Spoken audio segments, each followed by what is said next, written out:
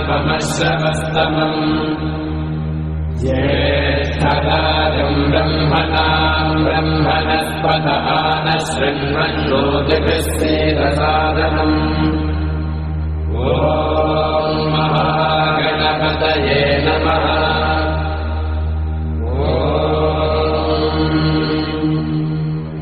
भद्रम् कर्णेभिः शृणुयामदेवाः भद्रम् पश्येमाक्षभिर्यजत्राः स्थिरैरङ्गैः पुष्पवागुंसस्तनूभिः विधेम देवहितैर्यदायुः स्वस्ति न इन्द्रो वृद्धश्रवाः स्वस्ति नः पूषा विश्ववेदाः स्वस्ति नस्ताक्षो अरिष्टनेमिः स्वस्ति नो बृहस्पतिर्दधातु ॐ शान्तिः शान्तिः शान्तिः। अथ गणेशाथर्वशीर्षं व्याख्यास्यामः। ॐ नमस्ते गणपतये त्वमेव प्रत्यक्षं तत्त्वमसि त्वमेव केवलं कर्तासि त्वमेव केवलं धर्तासि त्वमेव केवलं भर्तासि त्वमेव सर्वं खल्विदं ब्रह्मासि त्वं साक्षादात्मासि नित्यम् हृदं भस्मि सत्यं भस्मि अवत्वं माम् अवभक्तारम् अवश्रोतारम् अवधातारम् अवधातारम् अवालोचानमवशिष्यम् अवपश्चात्तात् अवपुरस्तात् अवोत्तरात्तात् अवदक्षिणात्तात् अवचोर्ध्वात्तात् अवाधरात्तात् सर्वतो मां पाहि पाहि समन्तात् त्वं वाङ्मयस्त्वं चिन्मयः त्वमानन्दमयस्त्वं ब्रह्ममयः त्वं सच्चिदानन्दात्मितेजोऽसि त्वं प्रत्यक्षं ब्रह्मासि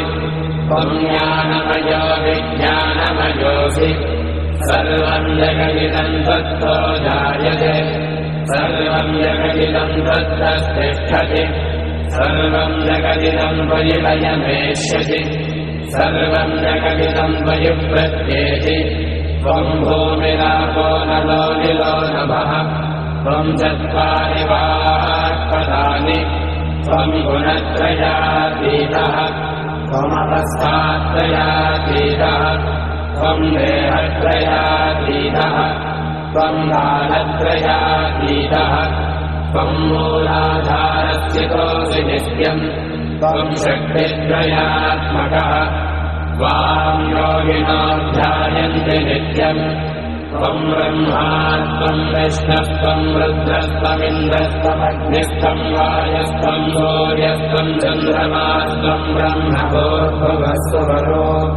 गगनादें पूर्वमुच्चार्य वन्नादें तदनन्तरम् मनस्वारः परतरः अर्धेन्दुरसितम् कालेन रुद्धम्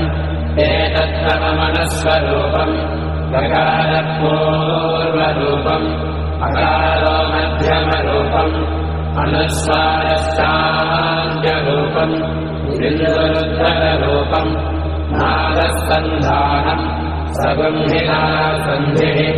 सैषा गणेशविद्या जनकऋषिः विसृज्गायत्री छन्दः श्रीमहागणपतिर्देवता ॐ यं गणपतये नमः। एकदन्ताय विद्महे वक्रतुण्डाय धीमहि तन्नो दन्तिः प्रचोदयात्।